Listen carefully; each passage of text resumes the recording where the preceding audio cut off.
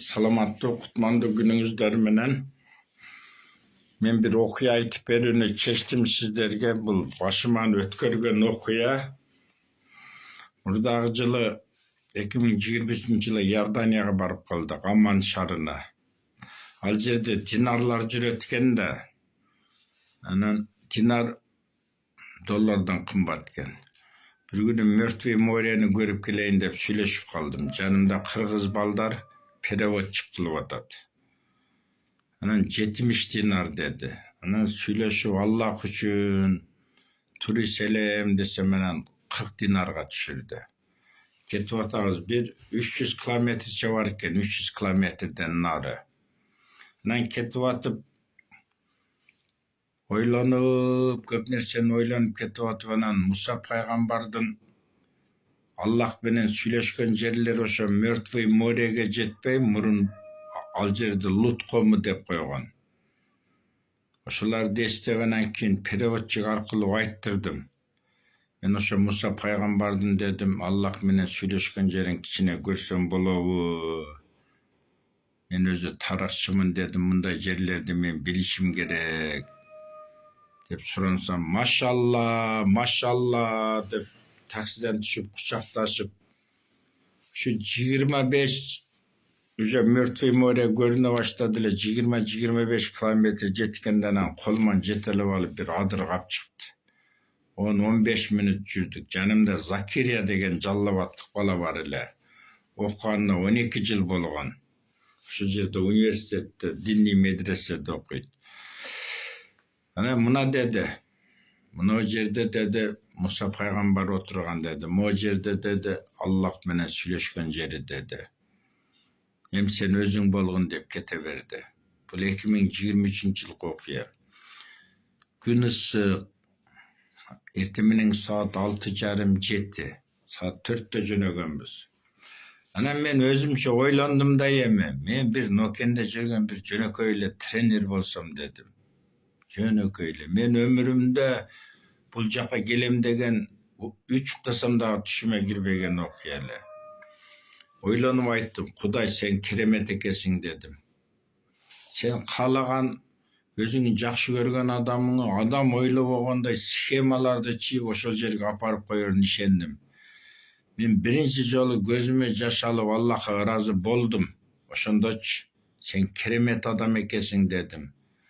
Анан ошолордун эми хадистерин окуганмын да. Ошо хадисти сиздерге айтып берейин дедим. Кийин шоферге айтып бердим. Bir günü Musa пайгамбарыбыз ошол жерге келиптир да.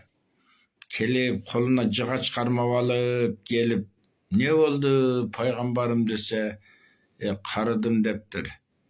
Өйдө болсо, жөлө кылдый болсо, өбөк болуп ушу жыгач ишенгеним эле бир жыгач ушунун күчү менен жүрөм деди. А эгер пайгамбар начар болгондо колундагы жыгачын жыланга айландырып коймок. Ал бир гана Аллахка таяныш керек эле, жыгачка таянбайчы. Мен ошол убакта айтып бергендерди эстедим да, Эрмек деген боготтук жигит айтып берген бир молду. Анан ошолорду эстеп отурдум, 10-15 мүнөт отурдум. 15 мүнөт отуруп, мен ушу пайгамбарлар отурган жерде отурарымы эч убакта элестеткен эмесмин. Анан дагы бир эмесин эстеп кеттим. Аны Фазаил Амал деген китептен окудум эле. Пайгамбар bir günü Musa пайгамбар келип, Аллах менен сүйлөшүп, Аллах буга жамгыр берет эле да.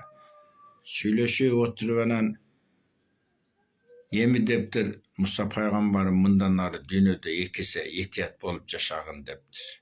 Неге дептир? Аллахым, мен пайгамбар болсом дептир, мен элдин баары жакшы көрсө, мен сенден суу сурап элдерге суу берсем, мени баары жакшы көрөт, мен неге экиси этият болуп жашашым керек бул дүйнөдө десе. Пайгамбарым дептир, сен апаң өлгөнүнө бир нече ай болду дептир. Эртең менен эрте сен жумушка кеткениңде эл аралап дептир. Дуа бере турган, кечкурун үйүңө келгенде дуа кылып тура турган эч кимиң жок эми сенин дептир. Мына дептир, көрдүңүзбү эненин ролу. Мен ушуну эстедим ошол жерде отуруп алып, ушу окуган хадисиме. Анан келдик. Мертвый мореге дагы түштүк. Ал Лут деген илгери жамаат жашаган экен ал жөнүндө. Анан жолдо ошо арапка ушуну айтып бердим хадисти. Экеси этият болгон, апаң жок, дуа бере турган деп. Машалла, машалла деп таксини токтотту. Ягуар деген машина экен. Мен сени ушуну билгениң үчүн, ушуларды окуганың үчүн, билгениң үчүн мен сени жакшы бир кафеге алып киремин деди. Машалла, машалла деп анан ошо араб менен бирге кафеге киргенбиз. Мен азыр ушу менен эмне демекчимин деги эле сөзүмдүн аягында. Быйыл мына Турцияга барып келдим. 24-жылы көрдүңүзбү? Куданын керемети, Аллахтын каалоосу бирөөнү себепкер кылып койду. Турцияда дагы эң чоң мечиттерге кирдим. Эми ал мечиттерди көрсөңөр, Рим империясында Византия мамлекетесин Рим 1000 жыл башкарган дүйнөнү. Ошол убакта Византия болгон азыркы ушу Стамбул шаарында София соборду көрдүм. Софиятындагы собор. Орустар собор деп коет го. Софияны көрдүм, таң калдым, канча мечиттерге кирдим. Көрдүңүздөрбү 24-жылы. Мен өзүмчө ойлоном да, Аллах кааласа ушундай чеберчилик менен кылып коет. Сиздер чет мамлекеттерде кандай сонун мечиттерде отурганыңыздарга өзүңүздөр ишенбей каласыздар. Ошондо мага эң кыска патаны үйрөттү бирөө. Кыргызча кылып эле үйрөттү балдар. Сен мага ыраазы бол Аллахым, мен сага ыраазымын өмүр бою деген. Бул эми арабча айтылат экен. Мына ошондуктан дайыма даяр болгула. Куданын керемети күчтүү. Бүгүн бул жерде болсоңор, эртеге ажыда болуп калышыңар мүмкүн. Же болбосо кичи ажыда болуп калышыңар мүмкүн. Ошол жерде бир дарагы бар экен Иорданияда. Ал өтө узак экен, 700-800 километр экен. Хадича эне өзөккө кетип атканда ошол жерде уктаган экен. Ошол боюнча ошо дарак эч кандай сары парык байлабайт экен, болсо суу жок жерде ошо боюнча көгөрүп турат экен. Ошого барууга аракет кылдым, но жол өтө узак экен. Эми сөзүмдүн аягында Аллахым керемет жаратуучу. Бүгүн бул жерде болсо эртең ал жакта болуп калышың мүмкүн. Кереметти ушундай укмуш жасайт. Мен таң калдым, башыман өткөргөн үчүн айтып атамын. Дайыма кандай гана жагдай болбосо бир гана ишенгенибиз Аллах болсун. Бардык нерсе Аллахтан чечилет. Ден соолугуң дагы, жүргөнүң дагы.